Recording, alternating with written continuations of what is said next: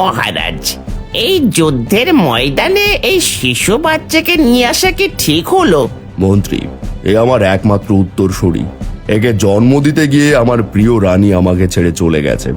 তাছাড়া রাজা ভানু সিং মোটেও ভালো মানুষ না। সে যে মহল আক্রমণ করবে না তার কি কোনো নিশ্চয়তা আছে? তার চেয়ে আমার পুত্র আমার কাছে বেশি নিরাপদ।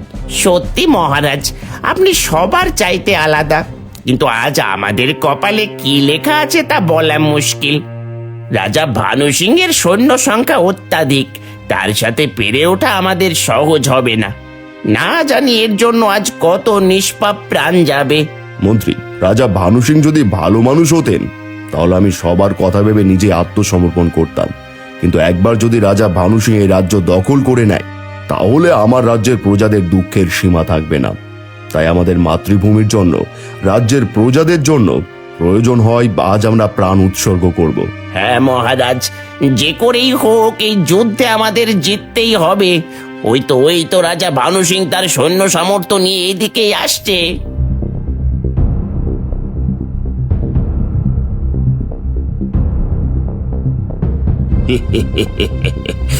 কি রাজা বিমল দত্ত, এসে গেছো? শোনো, তোমাকে আমি একটা সুযোগ দিচ্ছি। তোমরা সেনাদের নিয়ে আমার কাছে আত্মসমর্পণ করো, তাহলে প্রাণ ভিক্ষা পাবে। নয়তো এই যুদ্ধের ময়দান থেকে কেউ তোমরা বেঁচে ফিরতে পারবে না। রাজা ভানু সিং, তোমাকেও আমি একটা সুযোগ দিচ্ছি।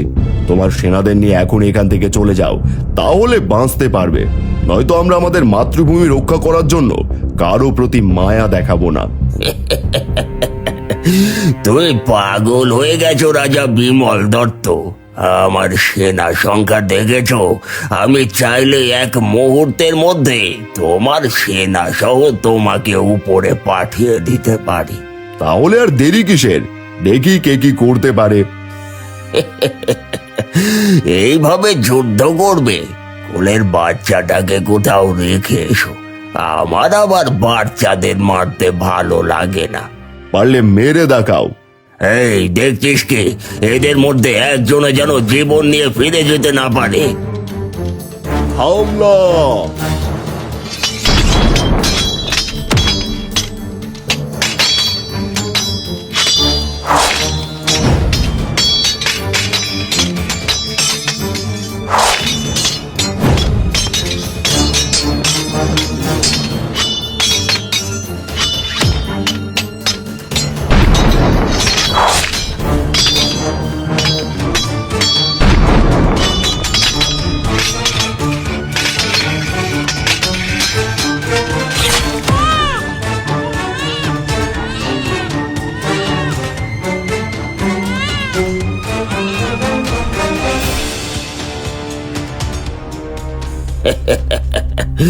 রাজা বিমল দত্ত শেষ। আজ থেকে এই রাজ্যের নতুন রাজা আমি। এবার আমি আমার মতো করে এই রাজ্য শাসন করব। মহারাজ, সবাই তো শেষ, এখন এই বাচ্চাটা বেঁচে আছে। আপনি হুকুম করলে বাচ্চাটাকে মেরে ফেলতে পারি মহারাজ। না না, এই বাচ্চাটাকে মারার কোনো দরকার নেই। এমনিতেই রাজা বিমল দত্তের সাথে তার একমাত্র পুত্রকে শিয়াল শকুন জ্যান্ত খেয়ে ফেলবে। চলো এবার। জো হুকুম মহারাজ, জো হুকুম। এই যুদ্ধে রাজা বিমল দত্তের সাথে সকল সেনা তাদের প্রাণ হারায়, শুধু বেঁচে থাকে এই অবুঝ শিশু। কিছুক্ষণ পর হঠাৎ একটা শিকারী পাখি এসে শিশুটাকে উঠিয়ে নিয়ে চলে যায়। এদিকে সমুদ্রের মাঝে একটি বাণিজ্যিক জাহাজে করে এক বণিক আর কিছু মাঝি মোল্লার আসছিল। হঠাৎ সেই বণিক দেখতে পায় পাখিটা ছোট্ট বাচ্চাকে নিয়ে উড়ে যাচ্ছে।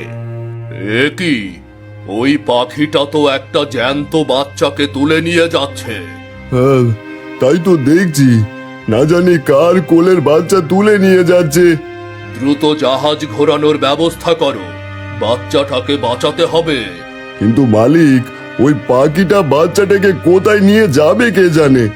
কোথায় আর যাবে? নিশ্চয়ই আশেপাশে কোনো পাহাড়ে নিয়ে যাবে। তাড়াতাড়ি জাহাজ ঘোরাও। হ্যাঁ হ্যাঁ, এখনই জাহাজ ঘোরাতে বলছি। এই জাহাজ ঘুরিয়ে পাখির দিকে নিয়ে চলো।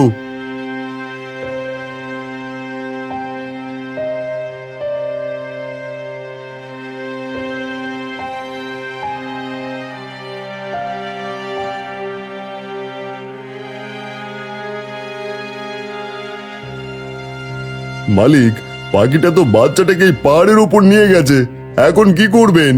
কি করব মানে, যে করেই হোক বাচ্চাটাকে তো বাঁচাতে হবে।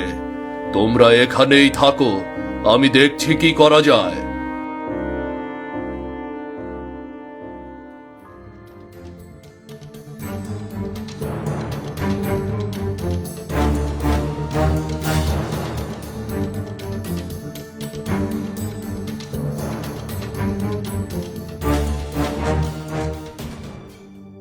এই তো বাচ্চাটা এখানেই আছে, আর বাচ্চাটার কোনো ক্ষতিও হয়নি।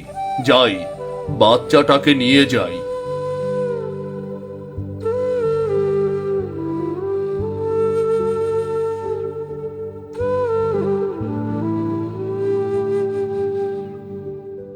মালিক, এখন এই বাচ্চাটাকে কি করবেন? এই বাচ্চাটার মা বাবাকে তা তো কেউই জানে না। আপাতত এখন থেকে আমার কাছেই বড় হবে। আমরা তো সব রাজ্যে বাণিজ্য করি। যখন এর বাবা মায়ের পরিচয় পাবো, তখন এর বাবা মায়ের কাছে ফিরিয়ে দেব। এতদিনে বণিক পুত্র হয়ে থাকবে। ঠিক আছে, তাহলে তো তার একটা নাম রাখা দরকার। এবার এর একটা নাম রাখুন। হ্যাঁ, আজ থেকে এর নাম দুঃখীরাম। মালিক, একটা কথা বলি, কিছু মনে করবেন না। এত নাম থাকতে আপনি এর নাম দুঃখীরাম রাখলেন কেন? কারণ পিতা মাতা ছাড়া কোনো সন্তান অন্যের কাছে পূর্ণ ভালোবাসা পায় না। তার জন্যই এর নাম আজ থেকে দুঃখীরাম। এবার বুঝতে পেরেছি। এখন বলুন, আমরা কোন রাজ্যে বাণিজ্যের জন্য রওনা হব? সোজা দক্ষিণ দিকে যাও। প্রথমে যে রাজ্য পাওয়া যাবে, আমাদের গন্তব্য সেখানেই হবে। যা, সোজা দক্ষিণ দিকে নাও। বণিক ছোট্ট বাচ্চার প্রাণ বাঁচিয়ে তাকে কাছে রাখে। ধীরে ধীরে বাচ্চাটা বণিকের কাছে বড় হতে থাকে। বণিক দুঃখীরামকে যুদ্ধ কৌশল থেকে শুরু করে সকল শিক্ষা দিতে থাকে। যা, সোজা দক্ষিণ দিকে নাও। বণিক ছোট্ট বাচ্চার প্রাণ বাঁচিয়ে তাকে কাছে রাখে। ধীরে ধীরে বাচ্চাটা বণিকের কাছে বড় হতে থাকে। বণিক দুঃখীরামকে যুদ্ধ কৌশল থেকে শুরু করে সকল শিক্ষা দিতে থাকে। আস্তে আস্তে কেটে যায় 25টা বছর। এখন দুঃখীরাম যুবক হয়ে গেছে। এদিকে হঠাৎ বণিক এক দুরারোগ্য ব্যাধিতে আক্রান্ত হয়ে মৃত্যুশয্যায় চলে যায়। বাবা দুঃখীরাম, আমার আর বেশি সময় নেই। আমি খুব তাড়াতাড়ি তোমাদের ছেড়ে চলে যাব। তবে মরে যাওয়ার আগে তোমাকে কিছু কথা বলতে চাই। এ কি বলছো বাবা? তোমার কিছুই হবে না, কিছুই হবে না তোমার। তুমি সুস্থ হয়ে যাবে। না, আমি আর সুস্থ হব না। তবে মরার আগে তোমাকে একটা কথা বলে যাই। তুমি আমার নিজের সন্তান না। আমি তোমায় কুড়িয়ে পেয়েছি। তোমাকে কুড়িয়ে পাওয়ার পর তোমার মা বাবাকে অনেক খুঁজেছি, কিন্তু কোথাও পাইনি। তাই তোমাকে নিজের সন্তানের মতো মানুষ করেছি। এসব কি বলছো বাবা? এ হতে পারে না, এ হতে পারে না। তুমি আমার বাবা। না, আমি তোমার বাবা না। তবে আমার সমস্ত সম্পদ তোমার নামে করে দিয়েছি। আমি মরার পরে তুমি পারলে তোমার পরিচয় খুঁজে বের করো। তোমার বুকের ওপরে যে চিহ্ন আছে, সেই চিহ্নই একমাত্র পারবে তোমাকে তোমার পরিচয় খুঁজে দিতে। আহ আহ আহ না বাবা, তোমার কিছুই হবে না। তুমি আমাদের ছেড়ে চলে যেতে পারো না বাবা, চলে যেতে পারো না।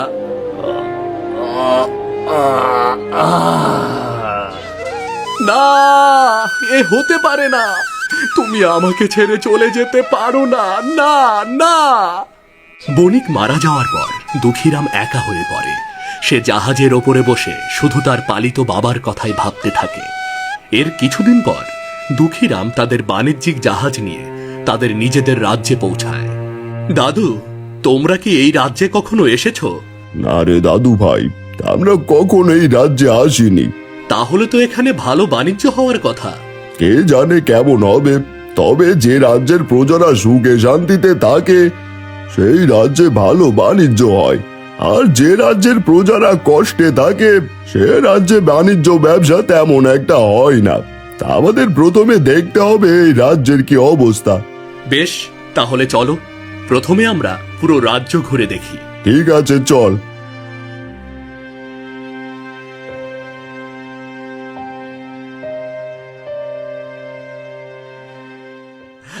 আর মাইরো না, আর মাইরো না। মেরো না। মারবো না? তোরা মহারাজের হুকুম ছাড়া জমি চাষ করছিস, তোদের তো মার খেতেই হবে। জমি চাষ না করলে খামু কি? আর মাইরো না।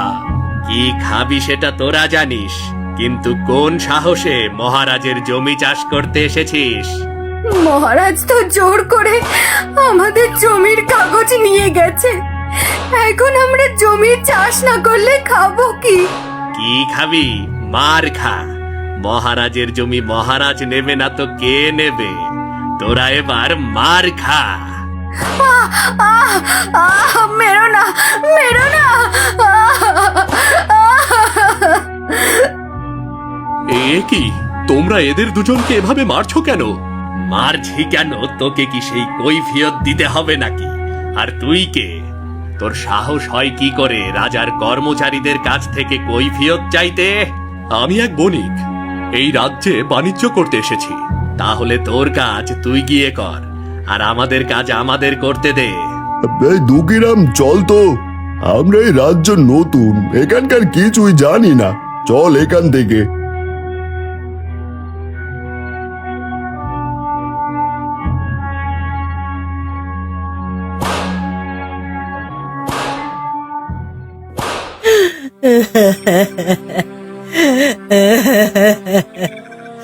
আমাদের সব নিয়ে গেল গো, এতদিন সব কিছু নিয়েও স্বাদ মেটেনি, আজ শেষ সম্বলটুকুও কেড়ে নিয়ে গেল।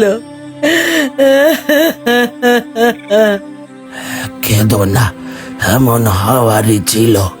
আমাদের সুখ তো 25 বছর আগেই উঠে গেছে, এখন বাকি জীবনটা কষ্ট করে কাটাতে হবে, আর কখনো সুখের মুখ দেখা হবে না।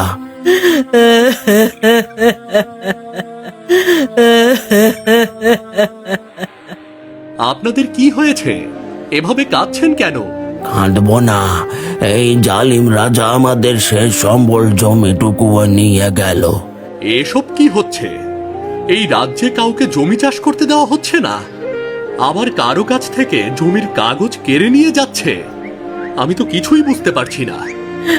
কি আর হবে, এই রাজ্যের জালিম রাজা আমাদের রক্ত চুষে চুষে খাচ্ছে। রাজা এত অন্যায় করছে আর আপনারা কিছুই বলছেন না? আপনারা চাইলে তো এর প্রতিবাদ করতে পারেন। কার এমন সাহস আছে যে ওই নির্দয় রাজার বিরুদ্ধে দাঁড়াবে? যে ওই রাজার বিরোধিতা করবে তাকেই মরতে হবে। তাহলে কি সারা জীবন আপনারা এমন অন্যায় সহ্য করে যাবেন? এছাড়া আর কি বা করার আছে? আমাদের শোক তো 25 বছর আগেই উঠে গেছে, সেই থেকে কষ্টই করে যাচ্ছি। কিন্তু তুমি কে, আর আমাদের কাছ থেকে সব শুনছই বা কেন?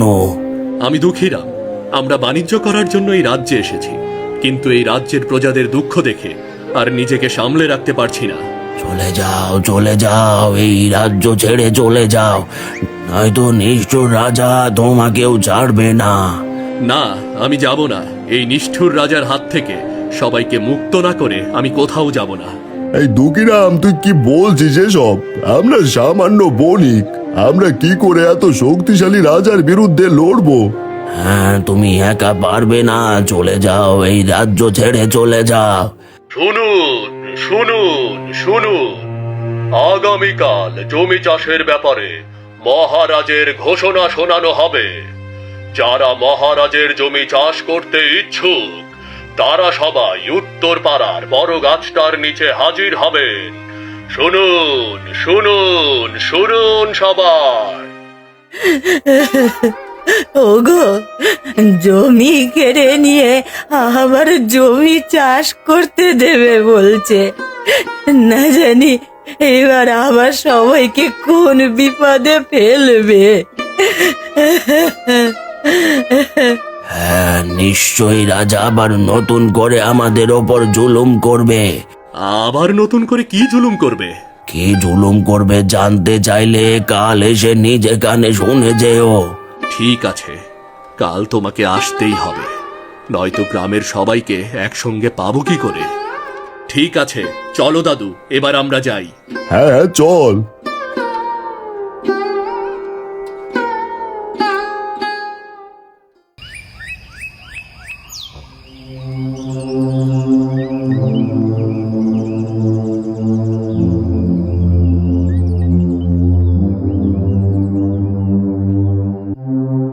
শোনো সবাই, মহারাজ ঘোষণা করেছেন এখন থেকে এই রাজ্যে সব জমি মহারাজের। আর এই জমি যদি কেউ চাষ করতে চায় তাহলে 3 ভাগের 2 ভাগ মহারাজের গোলায় পৌঁছে দিতে হবে, নয়তো কেউ জমিতে পা রাখতে পারবে না। 3 ভাগের 2 ভাগ দিলে আমরা খাবো কি? জমি চাষবাস করার সার বীজ কোথায় পাবো? এটা মহারাজের হুকুম, আর যদি কেউ মহারাজের হুকুম অমান্য করে তাহলে তাকে কঠিন শাস্তি পেতে হবে।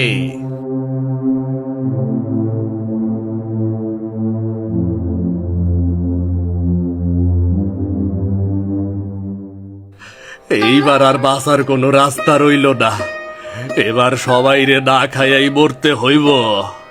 আমাদের তো অনেক আগেই মরে যাওয়া উচিত ছিল, শুধু শুধু এই রাজার অন্যায় সহ্য করার জন্য বেঁচে আছি। যাও যাও, সবাই বাড়ি যাও, রাজার হুকুম তো কেউ অমান্য করতে পারবো না। দাঁড়ান, কেউ যাবেন না। এ কি, তুই সবাইকে দাঁড় করাচ্ছিস কেন? আমাগর দাঁড়াইতে বলতাছো কেন? তাছাড়া তুমি তো এই রাজ্যের কেউ না। মনে করুন আমিও আপনাদের মতো একজন। আপনাদের একটা কথা জিজ্ঞেস করতে চাই, আপনারা এভাবে প্রতিদিন মরছেন কেন? এর চাইতে এর প্রতিবাদ করে একদিনে মরে যেতে পারেন না? কি করে প্রতিবাদ করব? আমাদের নিয়ে প্রতিবাদ করার মতো যে কেউ নেই। আমাদের যিনি ভালো রাখতেন, আমাদের রাজা বিমল দত্তের পরিবারের তো আর কেউ জীবিত নেই যে তাকে নিয়ে আমরা প্রতিবাদ করব। এখন এই ভয়ঙ্কর রাজার বিরুদ্ধে কে প্রতিবাদ করবে? তাতে কি হয়েছে? আমি আপনাদের হয়ে প্রতিবাদ করব। এসব তুই কি বলছিস? তুই প্রতিবাদ করবি কেন? চল আমরা এই রাজ্য ছেড়ে চলে যাই। এখানে প্রতিবাদ করার আগে তোকে তোর পরিচয় খুঁজে বের করতে হবে। হ্যাঁ, চলে যাও, আমাদের জন্য তোমার প্রাণ হারাতে হবে না, তাছাড়া তোমার কথা কেউ শুনবে না। হ্যাঁ হ্যাঁ, চল তাড়াতাড়ি চল। না, আমি যাব না। যাবি না? দেখাচ্ছি।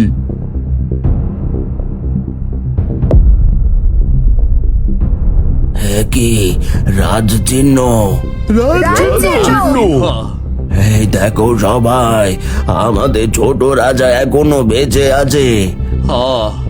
আমরা তো জানতাম সেই যুদ্ধে সবাই মারা গেছে, কিন্তু এইবার আমরা আমাগো রাজারে খুঁজে পাইছি। কোন মহারাজ, আপনার লাইগা কি করতে পারি? আমরা আপনার কথায় প্রাণও দিতে প্রস্তুত মহারাজ। আমি তো আপনাদের কথা কিছুই বুঝতে পারছি না। আপনারা এইসব কি বলছেন? বুঝতে পারছো না? এ আমাদের মহারাজের একমাত্র পুত্র অজয়, আমাদের ছোট রাজা। কিন্তু আপনারা কি করে বুঝলেন? কারণ ছোট রাজার বুকের ওপর যে চিহ্ন রয়েছে, সে চিহ্ন আমাদের মহারাজের রাজ পরিবারের চিহ্ন। ছোট রাজাকে জন্ম দিতে গিয়ে রানীমা তার নিজের জীবন বিসর্জন দিয়েছিলেন। তখন রাজ্যের সবাই ছোট রাজার বুকেই রাজ চিহ্ন দেখেছিলেন। মহারাজ, ওই নিষ্ঠুর রাজা ভানু সিং আপনার বাবার প্রাণ কেড়ে নিয়েছেন। হ্যাঁ, আমরা ভেবেছিলাম মহারাজের বংশে আর কেউ বেঁচে নেই, হয়তো সবাই মারা গেছে। কিন্তু এবার আমরা আমাদের রাজাকে খুঁজে পেয়েছি। বলুন মহারাজ, আমাদের কি করতে হবে? আমরা আপনার কথায় প্রাণ দিতে প্রস্তুত। এখন আপনি যা বলবেন এই রাজ্যের সবাই তাই শুনবে। আপনি শুধু হুকুম করুন। আমি আমার পরিচয় খুঁজে পেয়েছি। এখন আমি এই অত্যাচারী রাজার হাতে আপনাদের নির্যাতিত হতে দেব না। আমি এই রাজাকে মেরে আমার পিতার হত্যার প্রতিশোধ নেব আর এই রাজ্যের সবাইকে মুক্ত করব। এবার বলুন, এই রাজার সেনা সংখ্যা কত? পূর্বে অনেক ছিল, কিন্তু তার এমন নিষ্ঠুর আচরণে সব সেনা পালিয়ে গেছে। এখন সে সামান্য কিছু নির্দয় সেনা দিয়ে তার রাজ্য পরিচালনা করে। তার মানে আমরা সবাই ঐক্যবদ্ধ হলে আমাদের জয় নিশ্চিত। হ্যাঁ, কিন্তু আমাগোর কাছে তো কোনো অস্ত্র নাই, কি দিয়ে আমরা রাজার বিরুদ্ধে যুদ্ধ করুম? এ নিয়ে আপনারা চিন্তা করবেন না, আমাদের জাহাজ ভর্তি অস্ত্র আছে। রাতের মধ্যে সবাই অস্ত্র পেয়ে যাবেন, আর সকাল হলেই মহলে হামলা করা হবে। কেমন? হ্যাঁ, এবার আমরা আর পিছু পা হব না। আমরা আমাদের মহারাজকে বাঁচাতে পারিনি, কিন্তু এবার আমাদের জীবন দিয়ে হলেও আপনাকে জয়ী করব। রাজ্যের সবাই তাদের হারানো রাজকুমারকে পেয়ে অনেক খুশি হয়, সাথে অত্যাচারী রাজার বিরুদ্ধে লড়াই করার সাহস পায়। পরের দিন সকাল হলে রাজ্যের সবাই মিলে রাজমহলে আক্রমণ করে। রাজ্যের সাধারণ প্রজাদের এমন ক্ষিপ্ত আচরণ দেখে সেখানকার সেনারা দ্রুত পালিয়ে যায়। এরপর মুখোমুখি হয় রাজা ভানু সিং ও অজয়। তোদের এত বড় সাহস, তোরা এই মহলে আক্রমণ করেছিস? আমাগোর সাহস আমরা ফিরে পাইছি, কারণ আমাগোর রাজা আমাগোর মাঝে ফিরে আইছে। এই যে দেখতাছ, তোমার সামনে দাঁড়ায় আছে, সে আমাগোর মহারাজ বিমল দত্তের একমাত্র উত্তরাধিকারী। তার মানে তুই এখনো মরিসনি? ভেবেছিলাম শিয়াল শকুন তোকে খেয়ে ফেলবে, তা সেদিন তোকে মারিনি। তবে সেদিন যখন মরিসনি, তবে এবার আমার হাতেই মর। হ্যাঁ, পারলে মারো, আর নয়তো তোমাকে মেরে আমার পিতার হত্যার আর এই রাজ্যের প্রজাদের ওপর হওয়া অন্যায়ের প্রতিশোধ নেব।